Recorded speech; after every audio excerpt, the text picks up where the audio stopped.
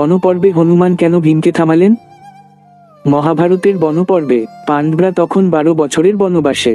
দ্রৌপদীর জন্য সৌগন্ধিক পদ্ম আনতে ভীম যাচ্ছিলেন বন্ধমাদন পর্বতে।